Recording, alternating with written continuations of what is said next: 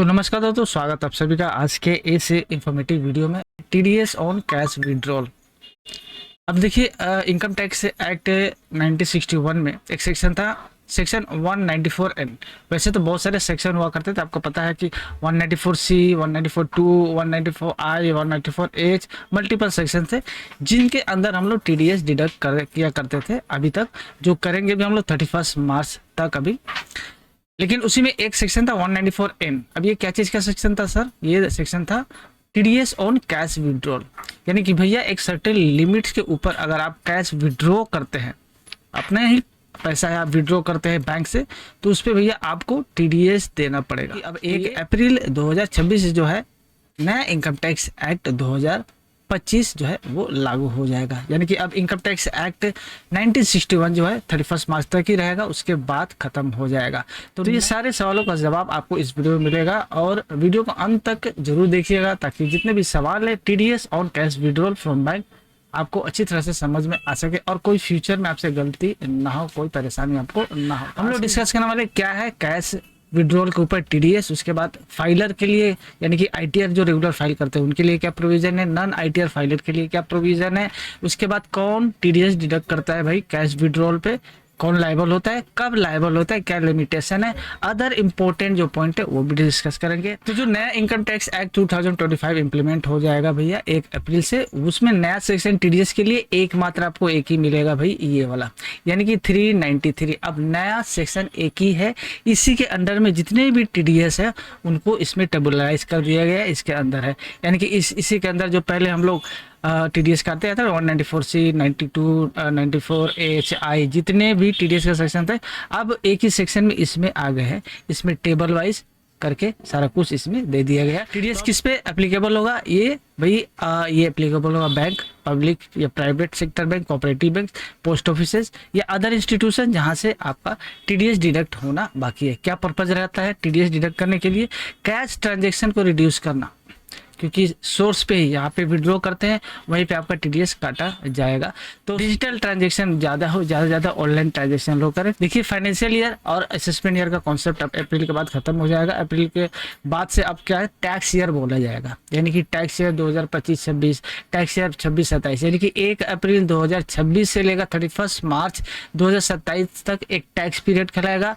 ये tax period यानी कि फाइनेंशियल ईयर जो पहले हम लोग बोलते थे, अभी टैक्स ईयर बोला जाएगा वो। तो ये टैक्स ईयर में टैक्स ईयर 26-27 में 1 अप्रैल से जो नया रूल जो है वो लागू हो जाएगा।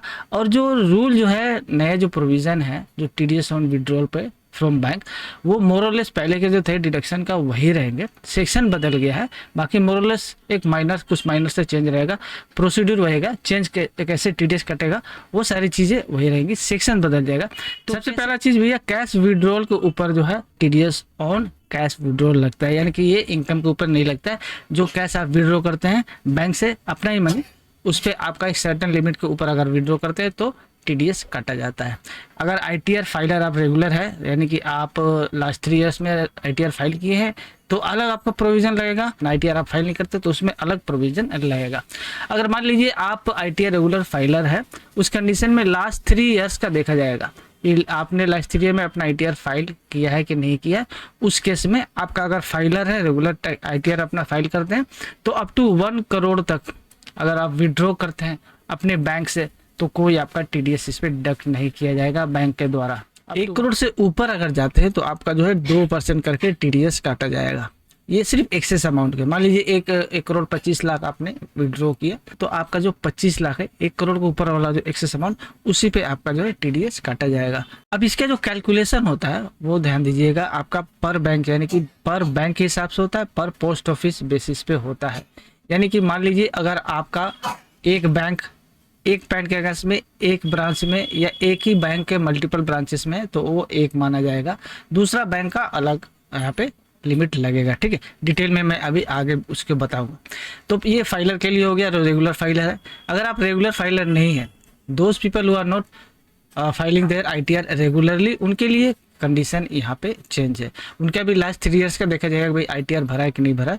अगर नहीं भरा है तो भैया आपका अप टू 20 लाख तक विड्रॉ करते हैं तो आपका कोई टीडीएस उसमें नहीं कटेगा, नो टीडीएस। ठीक है, लेकिन 20 लाख से 1 करोड़ तक अगर आप विड्रॉ करते हैं उस केस में आपका टीडीएस कट जाएगा। कितना परसेंट भैया? 2% करके आपका टीडीएस कट जाएगा।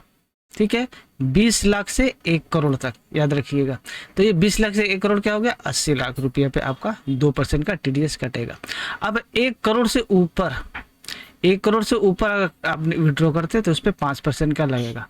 एग्जाम्पल के लिए ये वाला हम लोग पकड़ते हैं, मान लीजिए 1 करोड़ 25 लाख आपने अगर विड्रॉ किया तो भैया आपका जो 20 लाख तक कोई आपका टीडीएस नहीं है, लेकिन 20 से 1 करोड़ तक आपका, जैसे हम लोगों ने देखा 2%, यानी कि 80 लाख के ऊपर जो है आपका जो है 2% करके टीडीएस कट जाएगा। ठीक है, अब 80 लाख 1 करोड़ हो गया। अब 1 करोड़ से ऊपर कितना? 20 लाख बचा। अब 20 लाख रुपया पे आपका जो है 5% करके टीडीएस जो है वो कटेगा। ठीक है, क्लियर हुआ? अगर कोई डाउट है आप कमेंट बॉक्स में जरूर पूछ सकते हैं। चलिए अब जानते हैं भैया टीडीएस कौन डिडक्ट करेगा, कौन लायबल होगा टीडीएस डिडक्ट करने के लिए। देखिए, जहाँ पे आपका अकाउंट है, बैंक हो सकता है, पोस्ट ऑफिस हो सकता है, कोऑपरेटिव सोसाइटीज हो सकते हैं, जहाँ पे आप अपना अकाउंट होल्ड करते हैं और जहाँ से आप कैश विड्रॉ करते हैं। अब ये कैसे कब ट्रिगर होता है, कब आपका बैंक जो है आपका टीडीएस जो है वो करता है? जब एग्रीगेट विड्रॉल जो है लिमिट के ऊपर चली जाती है, उस केस में आपका टीडीएस जो है बैंक काटता है। तो एक बात और ध्यान दे दीजिए, ये जो टीडीएस डिडक्ट करता है डिडक्टर, बैंक या कोई भी इंस्टीट्यूशन, वो आपके पैन के केस में डिपॉजिट कर देता है, जो आपके 26A में रिफ्लेक्ट करता है। अगर आपका टैक्स लायबिलिटी नील है फिर भी आपका टीडीएस कटा हुआ है, आपके 26A में दिख रहा है, तो आप जो है उसका रिफंड ले सकते हैं। आप जब अपना ITR फाइल करेंगे वहाँ पे आपका जो एक्सेस, वहाँ पे तो लायबिलिटी अगर नहीं है आपका, तो वहाँ पे जो आपका ऑलरेडी टीडीएस जमा हो चुका है, टीडीएस कट चुका है, टीडीएस आपका काट कर आपके पैन में अगेंस्ट में 26A में दिख रहा है, वहाँ से आप उसे रिफंड करवा सकते हैं अपने ITR भरने के बाद। क्या इंपॉर्टेंट चीज़ें आपको याद रखनी होगी भाई, ITR भरने से आपका जो है हायर लिमिट मिलता है, अगर नहीं भरते तो आपका लोअर लिमिट से ही करता है। 20 लाख तक फ्री है, उसके ऊपर से आपका जो है टीडीएस काटना शुरू हो जाता है। अगर आप ITR भरते हैं रेगुलर तो आपका 1 करोड़ तक कोई टीडीएस नहीं लगता है। डिजिटल पेमेंट की तरफ जाइए, कोशिश करिए, क्योंकि अगर आप डिजिटली पेमेंट करते हैं, ऑनलाइन पेमेंट करते हैं, ट्रांसफर वगैरह ऑनलाइन सब कुछ करते हैं, कैश आप विड्रॉ और डिपॉजिट वाला सीन कम करते हैं, उस केस में जो है आज के डेट में ये पूरा ओवरऑल जो सरकार की यही मंशा है कि भाई अब डिजिटली ट्रांजेक्शन ज़्यादा हो, डिजिटल इंडिया के अंडर में डिजिटली ट्रांजेक्शन हो, लेन देन हो, पेमेंट हो। तो आप कैश में अवॉइड करिए, कैश जो है आप विड्रॉ करना अवॉइड करिए, ताकि टीडीएस ऑन विड्रॉल आपका नहीं कटे। अब जितना भी टीडीएस करता है वो आपका 26A में रिफ्लेक्ट करता है, जैसे मैंने बता दिया, जिसका आप रिफंड ले सकते हैं अपना ITR फाइल करने के लिए। कौन कौन सी चीज़ें आपको करनी चाहिए कि आपका टीडीएस ना काटे? देखिए, अब रेगुलर, जैसे ऑलरेडी हम लोगों ने डिस्कस किया, पहला चीज़ तो आप रेगुलर ITR अपना फाइल करिए। हायर आपका जो है उसमें जो है आपका लिमिट मिल जाता है, हायर थ्रेशोल्ड मिल जाता है। डिजिटली पेमेंट करिए, चेक्स हो गया, RTGS, NEFT, IMPS के थ्रू जो है ऑनलाइन करने से आपके ऊपर टीडीएस नहीं लगता है। कैश मत निकालिए, आप कैश के जगह पे ऑनलाइन ट्रांजेक्शन करने की कोशिश करिए। बिजनेस पेमेंट के लिए अकाउंट ट्रांसफर बेस्ट होता है ऑप्शन। अब मान लीजिए इसके बावजूद भी अगर आपको ज़रूरत पड़ती है कैश विड्रॉ करने के लिए, तो भैया आप कोशिश करिए कि आप अंडर लिमिट रहिए, यानी कि लिमिट में रहिए। बोलते हैं ना भैया लिमिट में रहो, वो बेटर है।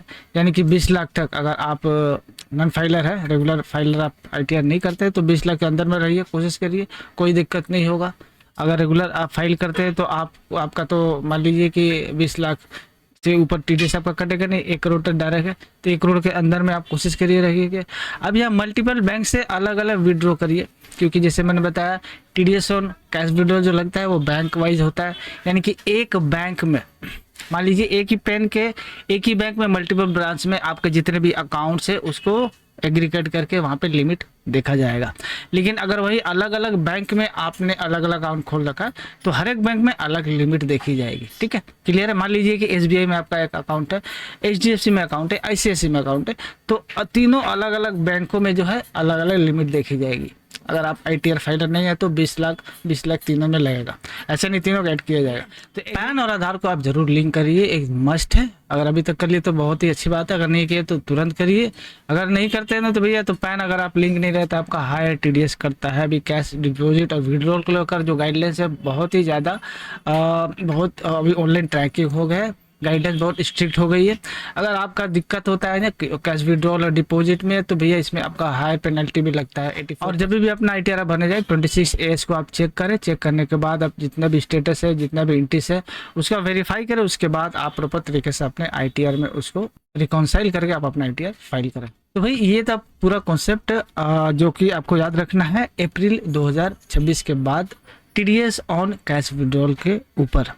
कोई सवाल है आपके मन में, कमेंट बॉक्स में जरूर पूछिएगा। वीडियो अगर अच्छी लगी तो एक लाइक जरूर कर दीजिएगा, और हमारे चैनल को फर्स्ट टाइम अगर विजिट कर रहे हैं तो चैनल को सब्सक्राइब करिए, बेल आइकन कॉल पर सेट कर लीजिए ताकि ऐसी वीडियो आपके पास रेगुलर पहुंचते रहे। चलिए वीडियो को खत्म करते हैं, मिलते हैं अगले वीडियो में, तब तक के लिए थैंक्स फॉर वॉचिंग।